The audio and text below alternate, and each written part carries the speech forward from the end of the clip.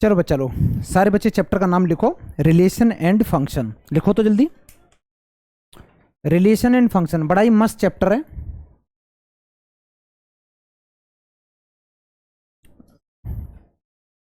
Relation and function.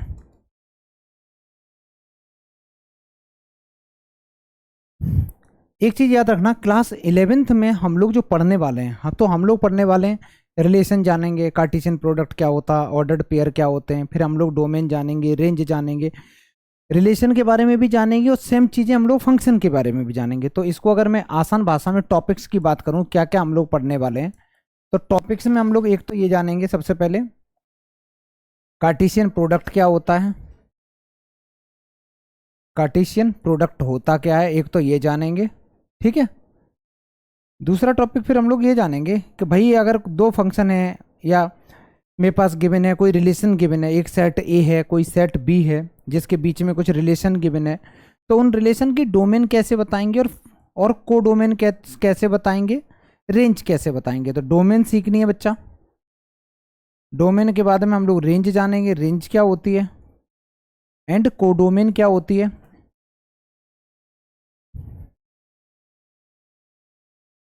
ये कुछ basic basic चीजें जानेंगे, जितनी चीजें। फिर उसके बाद ढेर सारे मैं फंक्शन दूंगा तुम्हें। ठीक है, ढेर सारे फंक्शन दूंगा। जैसे फंक्शन की बात आती है तो कोई पूछे फंक्शन क्या होता है, तो जैसे मान लो बेटा sine x cos x ten x होते हैं, ये सारे ट्रिग्नोमेट्रिक फंक्शन होते हैं।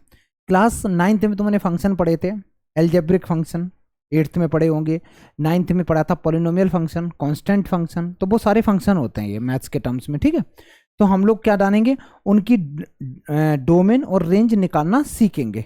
अच्छा, तो डोमेन, डोमेन को मैं डीएफ लिख दे रहा हूँ यहाँ, domain of the function, range of the function निकालेंगे। ये सारा कुछ हम फंक्शन के उसमें करेंगे, रिलेशन की भी निकालेंगे, फंक्शन की भी निकालेंगे। उसके बाद बेटा हम लोग ग्राफ सीखेंगे, ग्राफ जानेंगे। जैसे सिग्नम फंक्शन होता है, साइन फंक्शन होता है, कॉस होता है, इनके ग्राफ जानेंगे, और ग्राफ के साथ साथ इनकी डोमेन और को डोमेन जानेंगे, क्या क्या होती है, रेंज क्या होती है, ये चीजें जानेंगे। ठीक है चलो, तो ये टॉपिक्स लिख लो कि हम लोग इसमें क्या क्या चीजें सीखने वाले हैं। तो ये छोटी छोटी बेसिक चीजें हम लोग सीखने वाले हैं। सबसे पहले हेडिंग लिखो कार्टेशियन प्रोडक्ट। सारे बच्चे पहली हेडिंग लिखो, कार्टेशियन प्रोडक्ट क्या होता है। Cartesian product of two sets. अगर मेरे पास में दो सेट गिवन है, पहली हेडिंग है Cartesian, Cartesian product of two sets. दो सेट का हम लोग कार्टेशियन प्रोडक्ट कैसे निकालेंगे। बड़ा आसान चीज है, बड़ा आसान चीज है। अगर मैं एक सेट लिखूं, एक सेट लिखूं, मैं मान के चलता हूं तुम लोगों ने सेट चैप्टर, कोई बच्चा है जिसने बिल्कुल ना पढ़ा हो, बेटा हाथ उठाओ। बिल्कुल नहीं पढ़ा, कोई बात नहीं, समझ में सारा आएगा। सेट क्या होता है, मान लो मैंने एक एलिमेंट यहां लिखा 1,2 लिखा बेटा, और करली ब्रैकेट लगा दिया, इसको हम लोग सेट बोलते हैं। इसके अंदर में सिर्फ दो ही एलिमेंट हैं। ठीक है, ऐसे अगर मैंने एक बी एलिमेंट लिखा, जिसके अंदर में मैंने लिखा ए कॉमा बी कॉमा सी, ये तीन एलिमेंट लिख दिए, तो ये तुम्हारा सेट बी हो गया। ठीक है, तो सेट तुम्हारा तो स्कूल अभी स्टार्ट हुआ है ना, हाँ लेट हुआ है, कोई बात नहीं। एक मैंने सेट ए लिख दिया, एक मैंने सेट बी लिख दिया, और अब मैं तुम्हें बोल रहा हूं कि करना क्या है, इनका कार्टेशियन प्रोडक्ट निकालना है। कार्टेशियन प्रोडक्ट का बेसिक मीनिंग ये होता है कि मैं तुमसे बोल रहा हूं कि ए क्रॉस बी निकालो। मैंने क्या बोला बच्चा, ए क्रॉस बी निकालो। एक बार मैं बोल रहा हूं ए क्रॉस बी निकालो, एक बार मैं बोलूंगा बी क्रॉस ए निकालो। अगर मैं ए क्रॉस बी निकाल रहा हूं तो इसका मतलब ये होता है कि ये पहले एलिमेंट इसके साथ में ऑर्डर्ड पेयर बनाएंगे। कैसे, 1 का ए के साथ, तो 1 कॉमा ए आ गया। आगे बोल बच्चा, 1 का 1 कॉमा बी हो गया, और 1 कॉमा सी हो गया। 1 के खत्म, अब स्टार्ट कर दो 2 के, तो 2 कॉमा ए हो गया, और 2 कॉमा बी हो गया, और 2 कॉमा सी हो गया। ए क्रॉस बी निकाल रहा था मैं, तो 1 comma A 1 comma B 1 comma C, 2, A, 2, B, 2, C। ये जो मैंने लिखा है इसको बोलते हैं कार्टेशियन प्रोडक्ट। समझ में आया? अच्छा, अब मैं तुमसे उल्टा पूछता हूं, बी क्रॉस ए निकालना। सारे बच्चे निकालो तो। अब की बार मैंने बोला बी क्रॉस ए निकालना। क्रॉस का मतलब मल्टीप्लाई नहीं होता है, मल्टीप्लाई मत कर देना, 1 × A मत करना, कॉमा करके लिखा जाता है। तो बी क्रॉस ए जब मैं बोल रहा हूं निकालने को, तो A, 1, A, 2, B, 1, B, 2, फिर लिखेंगे C, 1 और C, 2।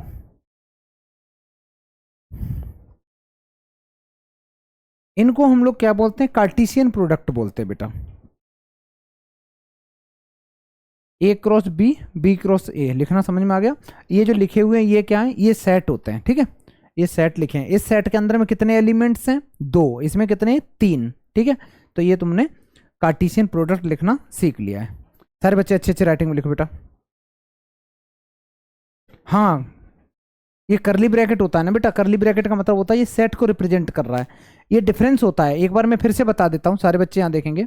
अगर कहीं लिखा हो 1, 2 और मैंने ये ब्रैकेट लगा दिया, कहीं लिखा हो यहां पे मैं लिख दूं 1, 2 करके क्लोज ब्रैकेट लगा दूं, और एक लिख दूं 1, 2 करली ब्रैकेट लगा दूं। ठीक है, इन सब का मीनिंग अलग होता है। पता है इसका मीनिंग क्या होता है? कि इसमें 1 और 2 इंक्लूड नहीं है और बाकी 1 और 2 के बीच की वैल्यू इंक्लूड होती है। इसमें क्या होता है? 1 और 2 इंक्लूड होता है और बाकी वैल्यू इसमें ओनली 1 और 2 होते हैं। ये चीज़ें मैं पहले भी बताई थी। जल्दी से लिखो तो बच्चा, आगे बढ़े। एक क्वेश्चन लिखते हैं, उससे सीखते हैं। एक क्वेश्चन करेंगे, उससे सीखेंगे। ध्यान से समझना बात को बेटा, सारे बच्चे। जिन बच्चों ने ट्राई कर लिया बहुत अच्छी बात है। सबसे पहला काम है हमें सेट ए निकालना। सेट ए का मतलब है कि ये कहता है x belongs to A. x belong, ये जो साइन ई बना होता है ये होता है बिलोंग्स टू n, और कैपिटल N का मीनिंग नेचुरल नंबर। तो x बिलोंग कर रहा है नेचुरल नंबर को, और एक रिलेशन दे रखा है। क्या दे रखा है? x² - 5x + 6 = 0 है। तो पहले इसको सॉल्व करो, पहले इसको सॉल्व करके x की वैल्यू निकालेंगे। तो मैंने लिखा x² - 5x + 6 = 0।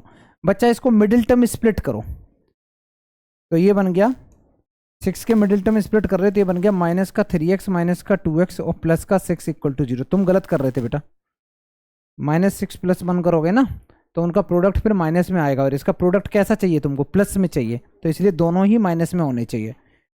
इन दोनों से x ले लो कॉमन, x - 3। इधर से बच्चा माइनस का 2 कॉमन ले लो, x - 3। x - 3 इसमें भी है इसमें भी है, तो एक ब्रैकेट में आ गया x - 2 और एक ब्रैकेट में आ गया x - 3। दो चीजों का प्रोडक्ट 0 है, तो या तो फर्स्ट वाली टर्म 0 होगी, तो यहां से x की वैल्यू बच्चा 2 निकल के आ रही, या फिर दूसरी वाली टर्म 0 होगी तो x की वैल्यू कितनी निकल के आ रही? 3। x की दो वैल्यू निकल के आ रही, एक 2 आ गई, एक 3 आ गई। दोनों नेचुरल नंबर है, बहुत बढ़िया। अगर दोनों ही नेचुरल नंबर हैं, इसका मतलब है मेरे पास सेट ए आ चुका है। सारे बच्चे इतना काम करो तो सेट ए आ चुका है। जिन बच्चों ने सेट्स नहीं पढ़ा है कोई दिक्कत नहीं, समझ में सारा आएगा तुम्हें धीरे उतना। तो सेट ए के एलिमेंट्स मेरे पास आए हैं। सेट ए के अंदर में दो ही एलिमेंट्स आए, दैट इज 2 और 3 बस। सेट ए के अंदर में दो एलिमेंट्स आ गए 2 और 3। सेम तरीके से अब मेरे को धीर बताएगा, x अगर W से बिलोंग कर रहा है, W का मीनिंग क्या होता है? Whole number. 0 और 2 के बीच में कौन कौन से होल नंबर होते हैं? एक तो 1 होता है, यहाँ पे इक्वल टू लगा हुआ है ना बेटा, तो 0 भी होगा, तो 0 होगा 1 होगा, 2 नहीं हो सकता प्रियल। क्यों? क्योंकि इस पे लेस देन है। अगर यहाँ पे इक्वल टू का साइन होता तो मैं 2 को भी लेता। ठीक है, तो मेरे पास जो सेट बी आया, मेरे पास बच्चा जो सेट बी आया,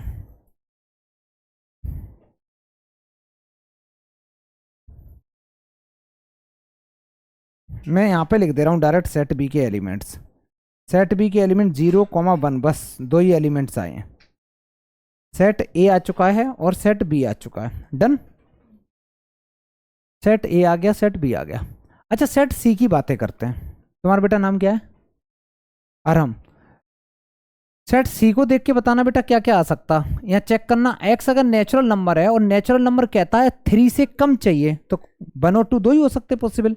तो सेट सी के अंदर एलिमेंट्स हो गए 1, 2, बस 2 एलिमेंट्स हो गए। अब एक बात बताओ यार, तुम्हें सेट ए पता, बी पता, सी पता, तीनों पता है। पहला काम है हमें ए क्रॉस बी यूनियन सी निकालना है ना। तो मैं बी यूनियन सी बता दे रहा हूं कैसे निकालते हैं। पहले पहले सबसे पहले बी यूनियन सी निकालेंगे। बी यूनियन सी का मीनिंग होता है, मैं फिर से रिवाइज करा दे रहा हूं, जब भी बेटा यूनियन निकालना हो यू लिखा हो, यू का मीनिंग होता है यूनियन, और यूनियन का मीनिंग होता है ऑल एलिमेंट्स। हमें सारे के सारे एलिमेंट्स बच्चा लेने होंगे, उसको बोलते हैं यूनियन।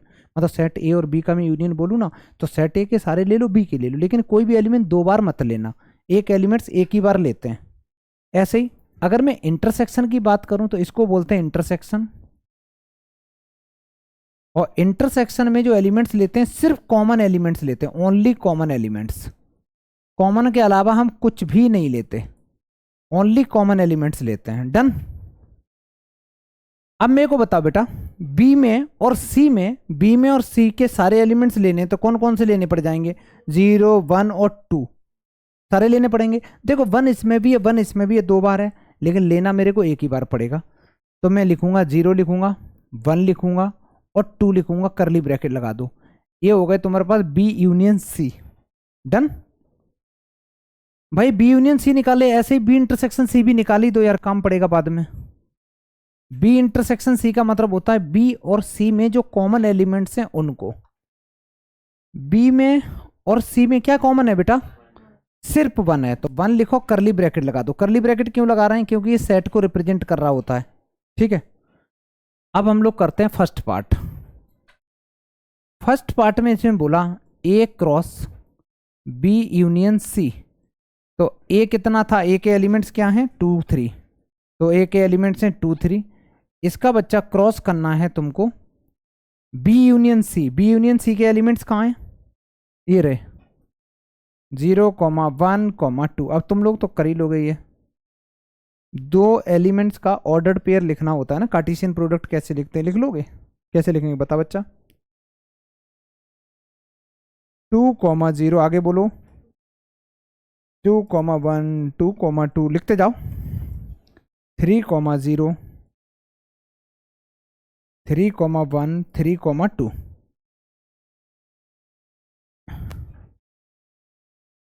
ये तुम्हारे पास में पहले पार्ट का आंसर हो गया। डन। सेकंड का आंसर तुम लोग खुद निकालो। सेकंड पार्ट का आंसर खुद निकालो। सेकंड पार्ट का आंसर है बच्चा ए क्रॉस बी इंटरसेक्शन सी। ए कहाँ है? ए मेरा ये है 2, 3, तो मैंने 2, 3 लिखा और इसका क्रॉस लिया बी इंटरसेक्शन सी के साथ, 1 के साथ इसका क्रॉस लिया।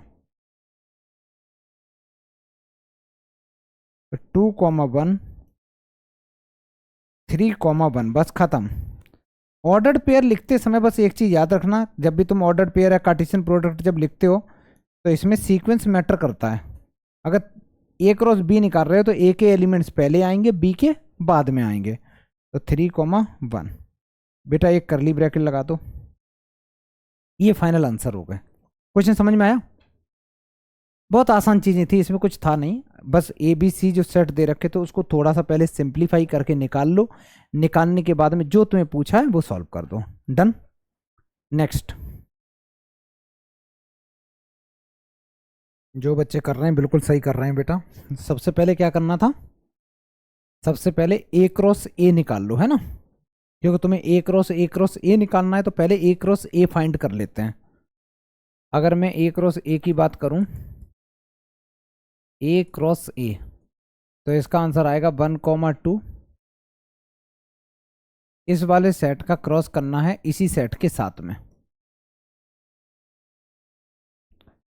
तो ये 1, 1,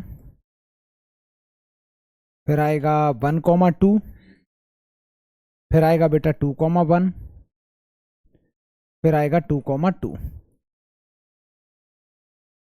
ये ए क्रॉस ए आ चुका है। अब हमें क्या निकालना है? ए क्रॉस ए का क्रॉस ए के साथ करना है, तो पहले तो ये सारे के सारे लिख दो। हालांकि मैं लिख रहा हूँ, लेकिन जब तुम लोग थोड़े समझदार हो जाओगे ना तो फिर लिखा मत करना, डायरेक्ट कर दिया करना।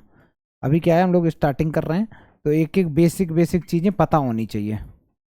इसका क्रॉस करना है दूसरे सेट के साथ में, और वो सेट भी ए है 1,2 के साथ में। हम्म, कैसे करेंगे? हाँ बेटा, इसका इसके साथ क्या गर्मी लग रही है?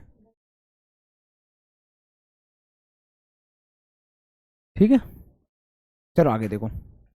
इसका इसके साथ पेयर बनाएंगे तो ये बनेगा 1,1,1।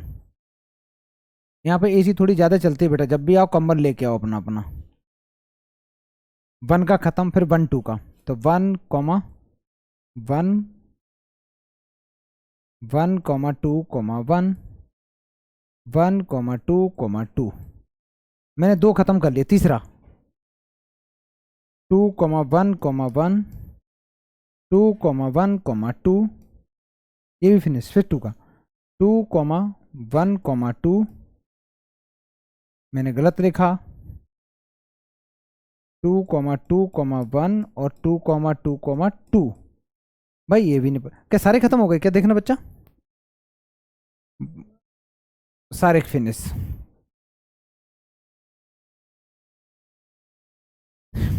ये कौन सा प्रोडक्ट है?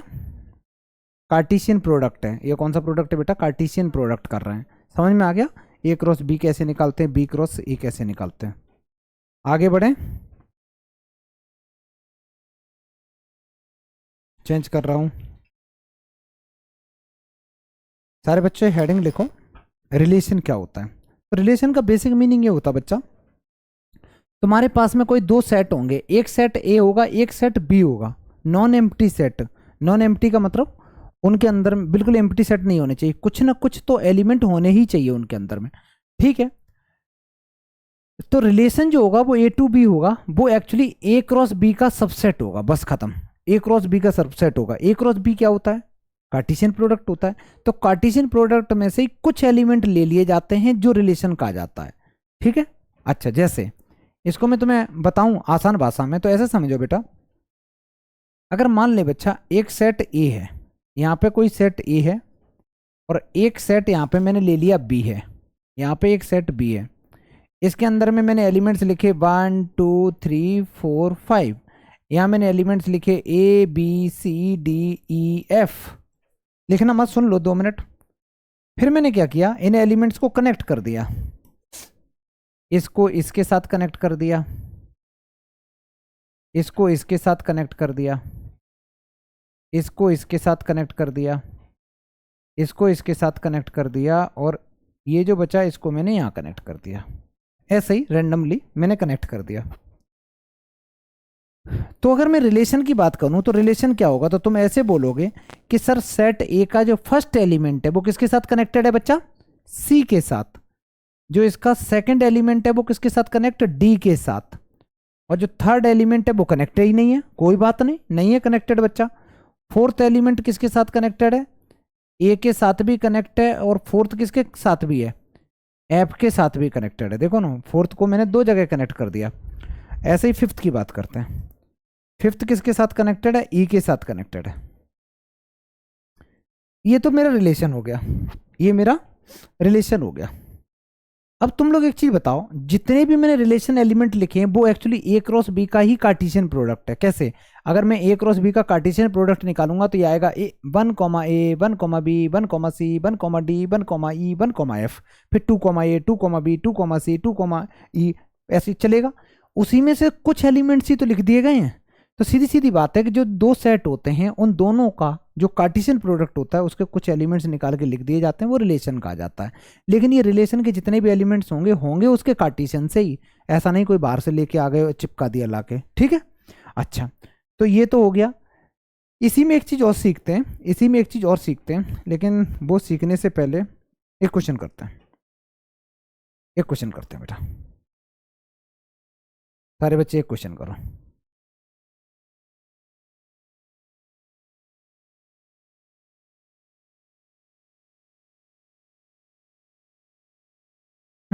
ये सवाल लिखो तो सारे बच्चे। इस सवाल में क्या कहता है कि एक सेट ए है जिसके अंदर कुछ एलिमेंट गिवन है, बी सेट है उसमें कुछ एलिमेंट्स गिवन है, तुम्हें कोई एक रिलेशन दे रखा है, प्रूव ये करना है कि ये रिलेशन ए टू बी है भी या नहीं है। तो पहले क्वेश्चन लिखो सारे बच्चे, जल्दी से लिखो बेटा और फिर ट्राई करो। देखो बेटा, इसको इतना ज़्यादा बनाने की ज़रूरत नहीं है, ऐसे कह दोगे तुम, ऐसा एग्जाम में आ जाए तो सबसे अच्छा यही रहेगा कि तुम सेट ए के एलिमेंट्स को ऐसे डायग्राम में बना दो। सेट ए में क्या क्या एलिमेंट्स हैं, -2 -1 0 1 2। और सेट बी के अंदर में क्या क्या एलिमेंट्स हैं, ये सेट ए है, सेट बी के अंदर में है 0 है 1 है 4 है 9 है। माइनस अब तुम क्या करो, सारे कनेक्ट मत करना, केवल जो रिलेशन है उनको कनेक्ट करो। -2 4 के साथ कनेक्टेड है तो -2 4 के साथ कनेक्टेड है। फिर बच्चा -1 1 के साथ कनेक्टेड है, -1 1 के साथ कनेक्टेड है, 0 0 के साथ है, 1 1 के साथ है और 2 4 के साथ है। ये है, ये सेट ए के एलिमेंट्स सेट बी के साथ सारे के सारे कनेक्टेड हैं। कोई ऐसा रिलेशन में एलिमेंट्स तो नहीं है बच्चा जो इन दोनों के बाहर हो। मान लो कहीं ऐसा एलिमेंट्स इसमें 5 न गिवन होता और 5 से कनेक्टेड होता, ऐसा तो है नहीं ना। तो इसका मतलब हम ऐसे लिखेंगे कि जो रिलेशन है, relation is subset of A cross B. A cross B का ही तो सबसेट है रिलेशन, ए क्रॉस बी का सबसेट है। तो रिलेशन इज, जो रिलेशन है वो सबसेट है ए क्रॉस बी का। अगर ये ए क्रॉस बी का सबसेट है, लिख भी सकते हो, therefore R is a relation. अगर ये सबसेट आ रहा है इसका मतलब ये रिलेशन है। अगर एक भी एलिमेंट यहाँ पे मान लो 5 यहाँ पे कहीं एक कनेक्टेड होता 2,5 लेकिन 5 सेट बी में ना होता तो हम क्या बोलते हैं, ये रिलेशन नहीं हो सकता। अच्छा, इतना लिख लिया। इसके बाद में आप चीज़ों को समझते हैं। एक चीज़ समझते हैं कि डोमेन क्या होती है, रेंज क्या होती है ना, उसको बेसिक चीज़ों को समझते हैं। मैंने तुम लोगों को एक एग्जांपल दिया होगा, मिक्सर ग्राइंडर वाला दिया था, थोड़ा बहुत याद है? बहुत बढ़िया। जिन बच्चों को याद है बहुत अच्छी बात, जिन बच्चों को नहीं याद और अच्छी बात है। चीज़ें ऐसे समझो कि हम लोग जो फंक्शन पढ़ रहे होते हैं, या फंक्शन चलो थोड़ी देर बाद स्टार्ट करूंगा, अगर मैं रिलेशन की बात करूं तो इसमें होता क्या है, एक टर्म बार बार यूज होगी है, दैट इज डोमेन। तो डोमेन का बेसिक मीनिंग क्या होता है, डोमेन का मीनिंग होता है एलिमेंट्स ऑफ सेट ए। इस केस में जब रिलेशन में अगर मैं बात करूंगा तो सेट ए के जो एलिमेंट्स होते हैं उनको हम लोग डोमेन कहते हैं। अगर रिलेशन ए टू बी है तो सेट ए के एलिमेंट डोमेन होंगे और सेट बी के जो एलिमेंट्स होंगे वो रेंज होंगे। तो रिलेशन के केस में डोमेन हम बता रहे हैं किसके केस में बच्चा, रिलेशन के। In case of relation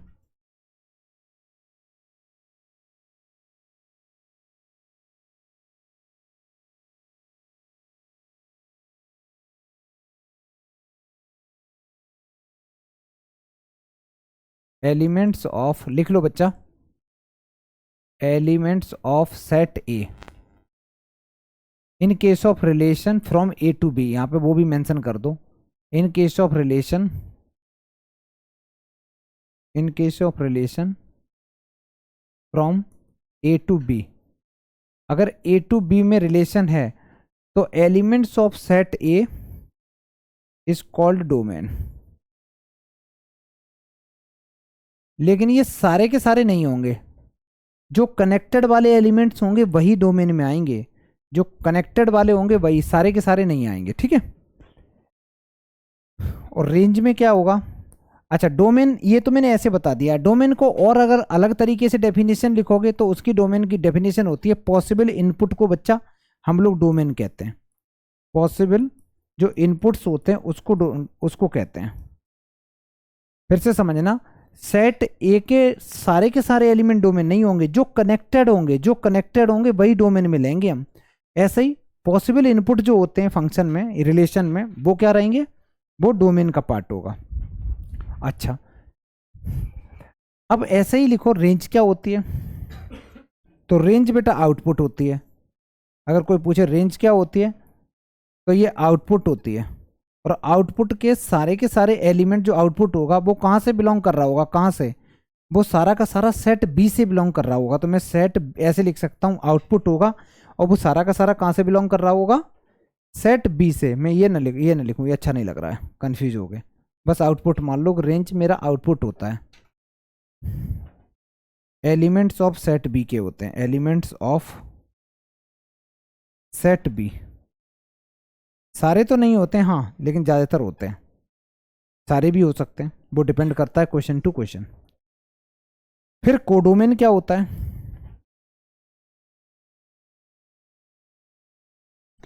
codomain का मतलब होता है सेट बी कंप्लीट।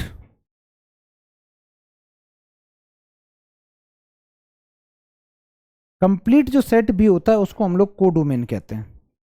मेरा सवाल है, क्या रेंज में सारे एलिमेंट्स आएंगे बी के? जरूरी नहीं है, जरूरी नहीं है ना, जरूरी नहीं। क्या रेंज डोमेन में सारे एलिमेंट्स होंगे सेट ए के? जरूरी नहीं है, जो कनेक्टेड होंगे वही वाले लेंगे, लेकिन उसके जो भी एलिमेंट्स होंगे वो सेट ए वाले ही होंगे। इसको फिर से मैं एक एग्जांपल दे दे रहा हूँ। इसका एग्जांपल ऐसे याद रखेंगे बच्चा, इसका जल्दी लिखो। मैंने तुम लोगों को पहले भी एक एग्जांपल दिया हुआ था कि हम लोग जो भी रिलेशन होगा, यहाँ पे मान लो सेट ए के एलिमेंट्स हैं, यहाँ पे बच्चा ये सेट मैंने बी लिखा, यहाँ मैंने लिख दिया A B C D E, यहाँ मैंने लिख दिया 1 2 3 4 5 6, ऐसे कुछ भी लिख दिया, 7 लिख दिया। लिखने के बाद मैंने ऐसे रैंडमली कनेक्ट कर दिए, इससे ये कनेक्ट कर दिया, इससे ये कनेक्ट कर दिया, इससे ये कनेक्ट कर दिया, इससे मैंने ये कनेक्ट कर दिया, बाकी के छोड़ दिए, बाकी के छोड़ दिए। मैंने तुमसे पूछा कि बताओ बच्चा डोमेन क्या होगा, बताओ बच्चा डोमेन के एलिमेंट्स बताओ, रेंज के एलिमेंट्स बताओ, रेंज क्या होगी, और फिर मैंने पूछ लिया कोडोमेन क्या होगी। मैंने तीनों चीजें एक ही सवाल में पूछ ली। ये क्वेश्चन था, और इस क्वेश्चन में मैंने पूछ लिया फाइंड डोमेन रेंज कोडोमेन। ये सेट ए था, वो सेट बी था, ठीक है। तो जब भी तुम डोमेन की बात करोगे तो डोमेन में बेटा हमेशा जो कनेक्टेड हैं, किसी न किसी से जुड़े हुए हैं, वही एलिमेंट्स डोमेन में लेते हैं। और डोमेन होती क्या है? पॉसिबल इनपुट को डोमेन कहते हैं। कौन कौन? मैंने नहीं लिया ना, सी नहीं लिया, छोड़ दिया, क्या फर्क पड़ता। तो मेरे को बताओ क्या रहेगा, ए बी डी ई। तो डोमेन में एलिमेंट सिर्फ और सिर्फ रहेंगे, ए रहेगा, बी रहेगा, डी रहेगा, ई रहेगा, एक करली ब्रैकेट लगा दो, ये डोमेन के एलिमेंट्स हो गए। तो फिर रेंज के एलिमेंट्स क्या हुए? 3 4 5 7। तो यहां लिखोगे 3 हो गया, 4 हो गया, 5 हो गया, 7 हो गया। अब मेरा फिर से वही सवाल, यार कोडोमेन के एलिमेंट्स क्या है? 1 to 7 सारा का सारा, दूसरा वाला सारा का सारा डिब्बा कोडोमेन होता है, ठीक है। तो कोडोमेन में एलिमेंट्स क्या हो गए? 1 हो गया, 2 हो गया, 3 हो गया, 4 हो गया, 5 हो गया, 6 हो गया, 7 हो गया। ये तुम्हारा पूरा का पूरा जो डिब्बा है वो किस चीज का हो गया? कोडोमेन हो गया, कोडोमेन का हो गया। ये सारा का सारा, सारे एलिमेंट्स ये कोडोमेन के हो गए। अच्छे से लिख लो, अच्छे अच्छे राइटिंग में बच्चा, जल्दी लिखो।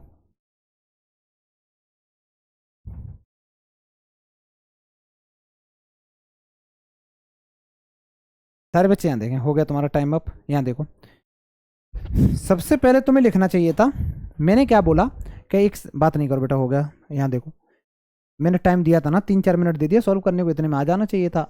नहीं तो अब देखो, एक सेट ए के अंदर एलिमेंट्स क्या है? 1 2 3 4 5। बहुत बढ़िया, रिलेशन ए टू ए है, इस बार रिलेशन ए टू ए है। तो सेट ए के एलिमेंट्स भी 1 2 3 4 5 हैं, और सेट बी के एलिमेंट्स भी 1 2 3 4 5 हैं, ठीक है।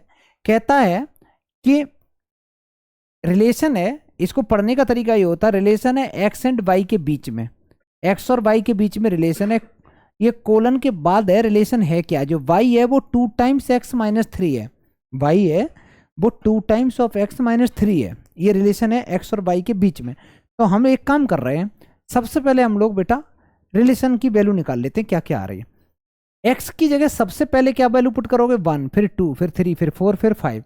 तो अगर मैं लेता हूं पुट, अगर मैं x की जगह, मैं फर्स्ट पार्ट कर रहा हूं इसका सॉल्व, ठीक है। अगर मैं x की जगह 1 पुट कर रहा हूं, x की जगह अगर मैं 1 पुट कर रहा हूं, तो इसमें पुट करो बेटा y की वैल्यू कितनी आ रही? देखो -1, ध्यान से सुनो, -1 आ रही। क्या जो y है जब सेट ए से सेट बी में जा रहा है, इसमें -1 कहीं अवेलेबल है सेट बी में? नहीं ना। तो हम क्या लिखेंगे, डज नॉट बिलोंग्स टू ए। भाई ये तो ए से बिलोंग ही नहीं कर रहा है। हाँ हाँ लिखना है। नहीं नहीं नहीं नहीं नहीं नहीं, लिखना पड़ता है, लिखना पड़ता है। आगे सुनो। अब मैं लिखूंगा x की वैल्यू 2। अगर मैं x की वैल्यू 2 पुट कर रहा हूँ तो 2 2 जब 4 -3 1 आया, तो y की वैल्यू कितनी आई 1। और 1 मेरा सेट बी, क्योंकि सेट ए और सेट बी इस क्वेश्चन में दोनों ही सेम है, ठीक है। तो ये बिलोंग कर रहा है, तो मैं लिखूंगा यस ये बिलोंग टू ए हो रहा है, कोई दिक्कत नहीं, ये तो भाई बढ़िया है। और x which is belongs to set A हो रहा है। x की वैल्यू अगर मैं 3 ले रहा हूँ तो 3 2 जा 6, 6 में से 3 चला गया तो 3 बचा, तो y की वैल्यू 3 आ गई। ये हर बार बिलोंग्स नहीं भी लिखूंगा चलेगा। x इक्वल टू अगर मैं 4 ले रहा हूँ तो 4 2 जा 8, 8 में से 3 चला गया तो कितना बचा बेटा, 5। और जब 5 पुट करूंगा तो 5 2 जा 7। लेकिन यार 7 फिर इसमें से बिलोंग नहीं कर रहा, तो मैं 7 लिखूंगा does not belongs to A. Done. ये कुछ एलिमेंट्स आ गए, अब इसको बनाओ डायग्राम से। डायग्राम से कैसे, यहां पे तुमने लिखे सेट ए के एलिमेंट्स, और यहां क्या लिखोगे बच्चा बोलो, यहां पे भी ए है क्योंकि इस बार रिलेशन ए टू ए है। ए के सारे एलिमेंट्स लिख दो। ए के एलिमेंट्स क्या क्या थे, वैसे तो ढेर सारे थे लेकिन सारे हमें लिखने की जरूरत है क्या, नहीं। हम लोग वही एलिमेंट्स लिखेंगे जो यहाँ पे बन रहे हैं, 2 3 4। तो यहाँ मैंने लिखा 2 लिखा, यहाँ मैंने 3 लिखा, और यहाँ मैंने 4 लिखा। अगर पूरे भी लिख दोगे तो कोई खराब नहीं होता, चलो मैं लिख देता हूँ एक बार समझाने के लिए।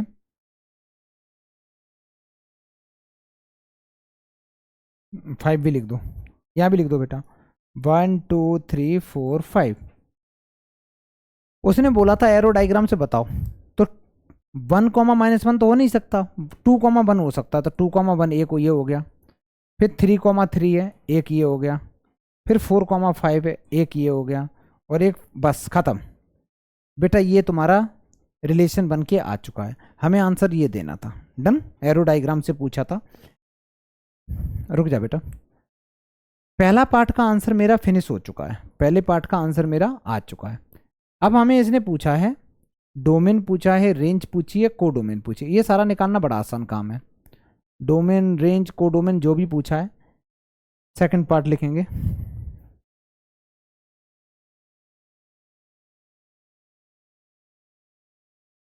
अगर मैं डोमेन की बात करूं तो डोमेन मैंने बताया था कि जो सेट ए होता है उसके सारे एलिमेंट्स लेने होते हैं, वो भी जो कनेक्टेड होते हैं। तो कौन कौन से एलिमेंट्स कनेक्टेड हैं बच्चा, हमारे पास जो कनेक्टेड एलिमेंट्स हैं, तो 2 3 4 ये तुम्हारी डोमेन हो गई, 2 3 4 ये बच्चा डोमेन हो गई। डोमेन के तुरंत बाद लिखेंगे यहाँ पे रेंज, डोमेन के तुरंत बाद रेंज लिखेंगे। रेंज के अंदर में कौन कौन से एलिमेंट्स हैं, 1 3 5।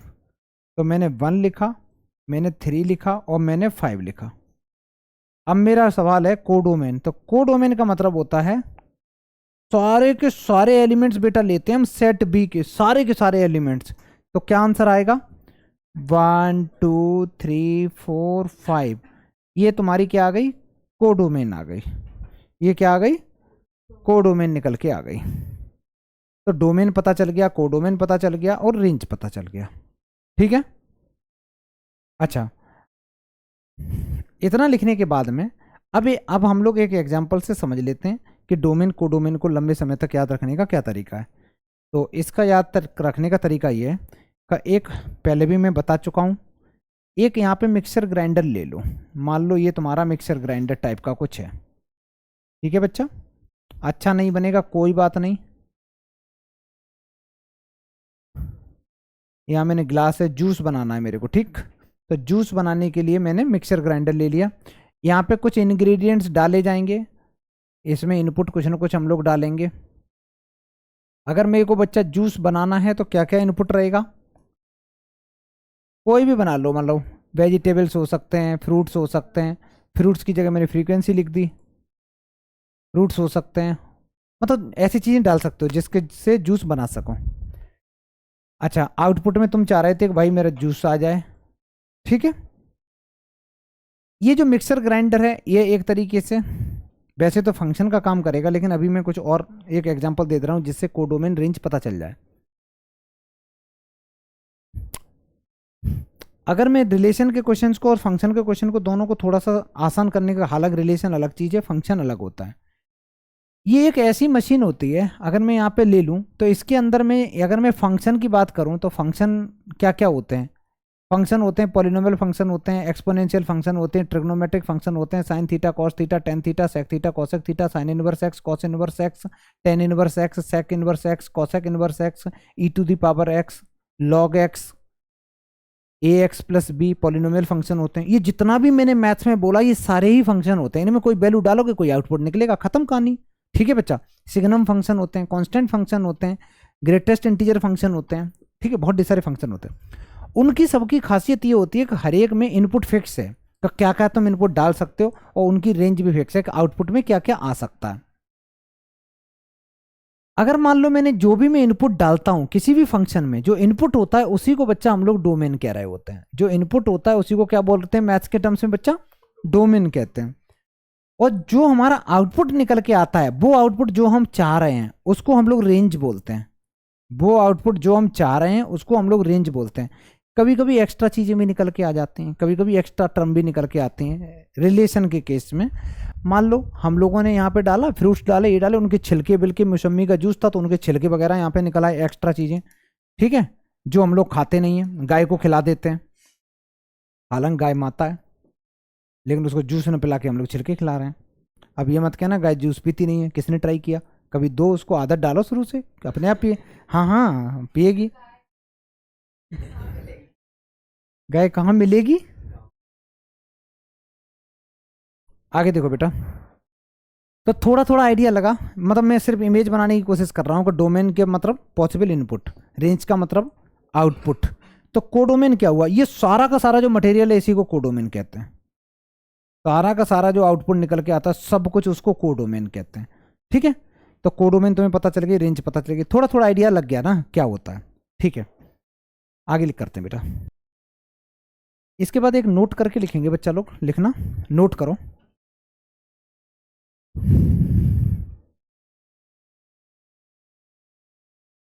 देखो नोट करके क्या लिखना है कि लेट, अगर कोई सेट ए है, let number of elements present in set ए के अंदर पी एलिमेंट्स हैं और नंबर एलिमेंट सेट बी के अंदर में क्यू एलिमेंट्स हैं, और मैं तुमसे पूछूं टोटल नंबर ऑफ रिलेशन कितने होंगे। Total number of relation, total number of relations from A to B, from A to B, total number of relation A to B में क्या होंगे, तो इसका फॉर्मूला होगा 2 की पावर पी क्यू, 2 की पावर पी क्यू। सारे बच्चे ये फॉर्मूला लिखो, 2 की पावर पी क्यू। अगर सेट ए के अंदर में, सेट ए के अंदर में पी एलिमेंट्स हैं और सेट बी के अंदर में क्यू एलिमेंट्स हैं, तो टोटल नंबर ऑफ रिलेशन का फॉर्मूला क्या होगा बेटा, 2 की पावर पी क्यू, 2 की पावर पी क्यू। जल्दी लिखो।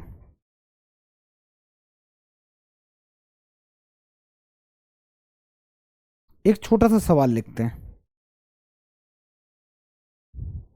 डायरेक्ट सवाल है भाई। पहले क्वेश्चन लिखो, सेट ए के अंदर में कितने एलिमेंट्स हैं बच्चा, सिर्फ 3, और सेट बी के अंदर में कितने हैं, 2। तुम्हें नंबर ऑफ रिलेशन का फॉर्मूला बस लगाना है। अगर मैं बोलूं पी क्या है, तो पी होता है number of elements present in set A. Set ए के अंदर में कितने एलिमेंट्स हैं बच्चा, 3 ही तो हैं, तो पी की वैल्यू 3 आ गई। क्यू की अगर मैं बात करूं तो क्यू होता है number of elements present in set B, और सेट बी में कितने एलिमेंट्स हैं, सिर्फ और सिर्फ 2। तो नंबर ऑफ रिलेशन का फॉर्मूला लगा दो,